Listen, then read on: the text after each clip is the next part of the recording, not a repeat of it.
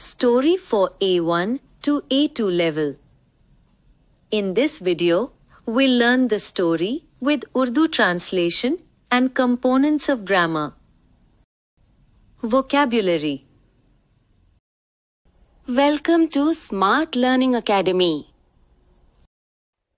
Different components of grammar are highlighted in various colors. Es war Sommer. Fröhlich. ये गर्मियों का मौसम था.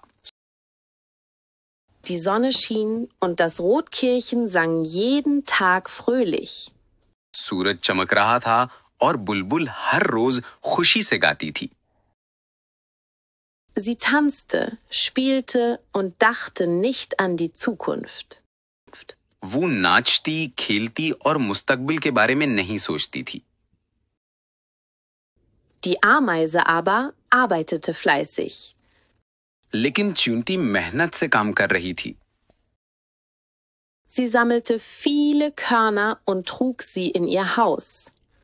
वो बहुत से दाने जमा करती और उन्हें अपने घर ले जाती. Das Rotkehlchen lachte und fragte, warum arbeitest du so viel? बुलबुल हंसी और पूछा, तुम इतना ज्यादा काम क्यों करती हो?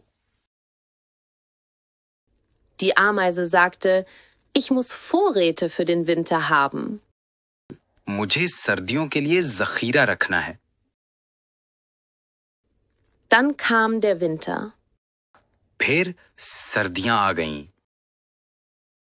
Es war sehr kalt und überall lag Schnee. बहुत सर्दी थी और हर जगह बर्फ पड़ी थी. Das Rotkehlchen hatte nichts zu essen. बुलबुल के पास खाने को कुछ नहीं था. Sie ging zur Ameise und sagte, bitte, gib mir etwas zu essen. वो चींटी के पास गई और कहा, बराए करम मुझे कुछ खाने को दे दो. Die Ameise sah das Rotkehlchen an und sagte, चींटी ने बुलबुल को देखा और कहा, im Sommer hast du nur gesungen und jetzt hast du nichts, aber ich will dir helfen, weil wir Freunde sein können.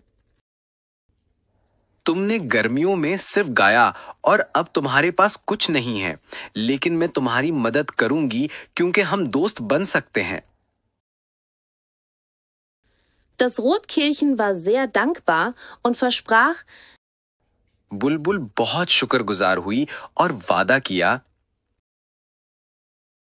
im nächsten Sommer werde ich auch arbeiten und nicht nur singen. अगली गर्मियों में मैं भी काम करूंगी और सिर्फ गाना नहीं गाऊंगी. Was du heute kannst besorgen, verschieb es nicht auf morgen. आज का काम कल पर मत डालो.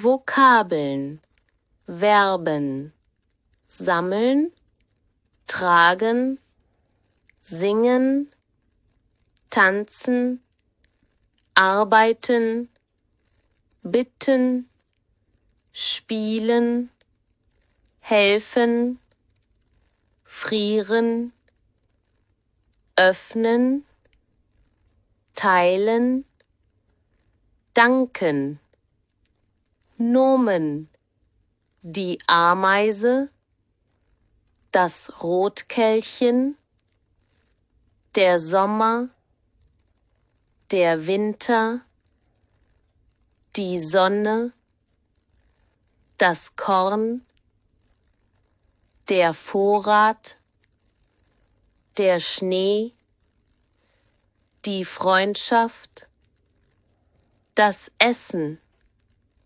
Adjektiv: fleißig, fröhlich, traurig, warm, kalt, freundlich, hungrig.